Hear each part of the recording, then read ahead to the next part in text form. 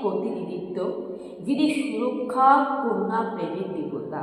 সবুজ বসন্ত প্রকৃতি নতুন শুরুর প্রতীক, অর্থাৎ সবুজ যে রং, এই বসন্তকালে যেমন সবুজ রং থাকে, সেটা বসন্ত প্রকৃতি, ন্যাচারাল নতুন কিছু শুরুর প্রতীক, সৃষ্টির প্রতীক। আর কমলা রং হচ্ছে আলো নতুন করে শুরু করা, ক্ষমা করার প্রতীক। গোলাপি রং হচ্ছে আনন্দ, সাহচর্য, সহদার্যের প্রতীক। নীল রং হচ্ছে ভগবান শ্রীকৃষ্ণের প্রতীক, প্রেমের প্রতীক। আর সাদা রং হচ্ছে শান্তির প্রতীক। গোলাপি রং হচ্ছে আনন্দ, সাহচর্যের প্রতীক।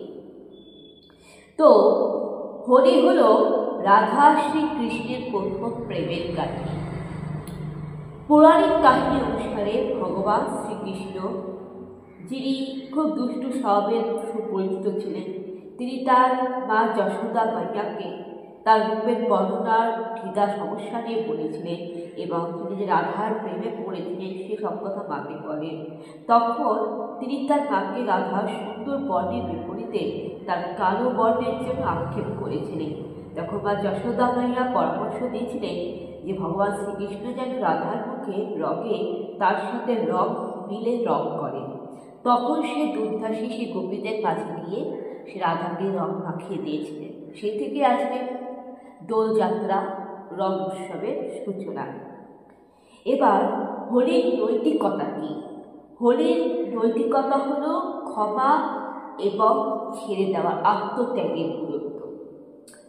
রঙের ভরা হোলি একটি দৃশ্যমান উৎসব যা বসন্তের আগমনকে চিহ্নিত করে, মন্দের ওপর ভালো বিজয় উদযাপন করে। কিন্তু মজা আনন্দের বাইরে মানুষের আত্মাকে ভালোবাসা, আত্মাকে ক্ষমা করা, পুনরায় নতুন করে সৃষ্টি করা একটি গভীর বার্তা বহন করে। হোলির সংস্কৃতি, হোলির সংস্কৃতি হচ্ছে বসন্তকে স্বাগত করা, মন্দের উপর ভালোকে জয় করা, নেতিবাচক সমস্ত অশুভ শক্তিকে দূর করা, শুভ শক্তির প্রতীক। আর এই রংটা হচ্ছে হাসি, খুশি, আনন্দের প্রতীক। এটি হচ্ছে আমাদের হোলির সংস্কৃতি।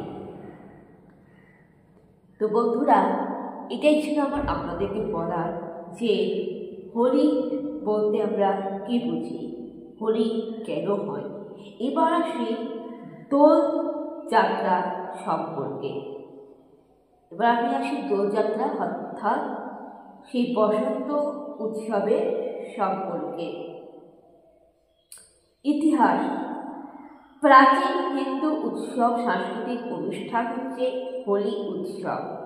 এই হোলি উৎসবের কাহিনী রয়েছে নারদ পুরাণ, ভবিষ্য পুরাণের মতে প্রাচীন গ্রন্থে এবং বেদান্ত, জৈমিনিক পূর্ব মীমাংসা, কথকে লেখা গৃহজ। রাজা হর্ষবর্ধনের 7ম শতাব্দী রচনা রত্নাবলীতেও এই হোলিকা উৎসবের কাহিনী উল্লেখ করা হয়েছে। কবি কালিদাসের 4র্থ শতাব্দী দ্বিতীয় চন্দ্রগুপ্তের রাজত্বকালেও উল্লেখ করা হয়েছে।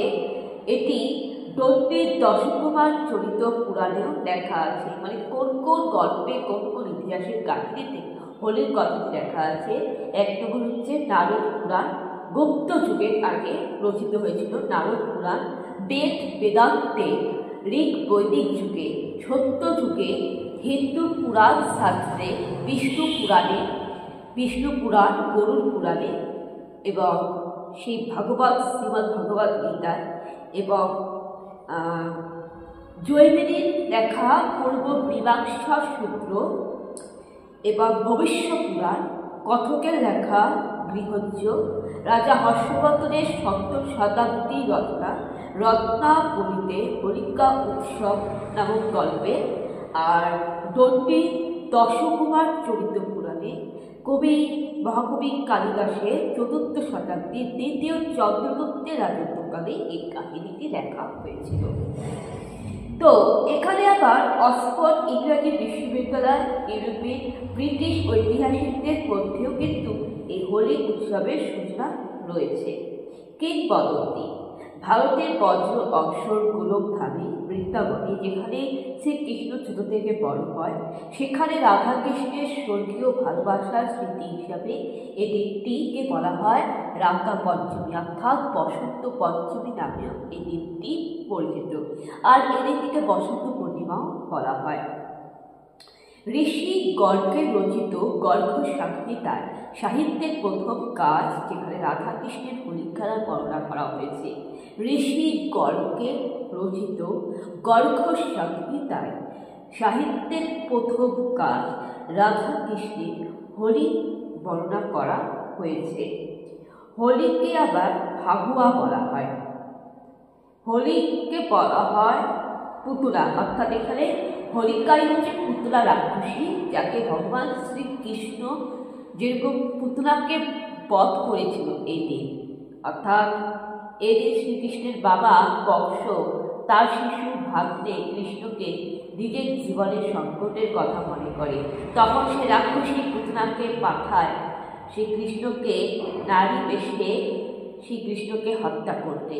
কিন্তু সেখানে সে রাক্ষসী কী করলো? পুতুলা রাক্ষসী একজন ভালো একটা মাতৃ রূপ ধারণ করে শ্রীকৃষ্ণকে স্তন্যদান করাতে গিয়ে বিষ প্রয়োগ করে হত্যা করবে। কিন্তু শ্রীকৃষ্ণ কী করলো? শ্রীকৃষ্ণ তখন সেই বিষাক্ত দুধ পান করার সাথে সাথে সেই পুতুলার স্তনে কামড় দিয়ে তার রক্ত পান করে। এর ফলে পুতুলা কী হয়? রাক্ষসীদের পরিপূর্ণ হয় এবং পালিয়ে যায় এবং তার দেহে আগুন জ্বলে ওঠে, মানে পুতুলার শরীরে আগুন জ্বলে ওঠে এবং সে জ্বালা পড়ে, অর্থাৎ পুতুলার বিনাশ হয়। যেহেতু সে কংসের তাকে পাঠিয়েছিল বধ করতে, তো এই দিনেই কিন্তু একই ঘটনা যে ভগবান বিষ্ণু হোলিকাকে দহন করেছিল। হোলিকায় কিন্তু পুতুলা রূপে জন্ম নিয়েছিল, আর হিরণ্যকশিপু জন্ম নিয়েছিল কংস রূপে। তো সেই হিরণ্যকশিপু কংসের রূপ ধারণ করে কৃষ্ণকে হত্যা করতে চাইলেন। আর এইদিকে কৃষ্ণের শক্তি, ভগবান শ্রীবিষ্ণুর সেই কৃপায় কৃষ্ণকে হত্যা করা যায়নি, কারণ তার মধ্যে দৈব শক্তি, সে তো ভগবানের রূপ। তখন কী হয়? ওটা পুতুনা হোলিকারই বিনাশ হয়েছিল। আর সত্যযুগে প্রহ্লাদের সেই কাহিনী রূপে প্রহ্লাদের বিষ্ণু ভক্তির জোরে কিন্তু আগুন সেই প্রহ্লাদকে ছুঁতে পারেনি, অর্থাৎ হোলিকায় কিন্তু আগুনে পুড়ে গিয়েছিল। তাই সেই হোলিকা দহনের দ্বারাই বলা হয় মেলা পোড়া। আর এই হোলিকায় পুতুলা রূপে যখন কৃষ্ণকে বধ করতে চাইল, তখন ভগবান শ্রী বিষ্ণুই পুতুলাকে বধ করে।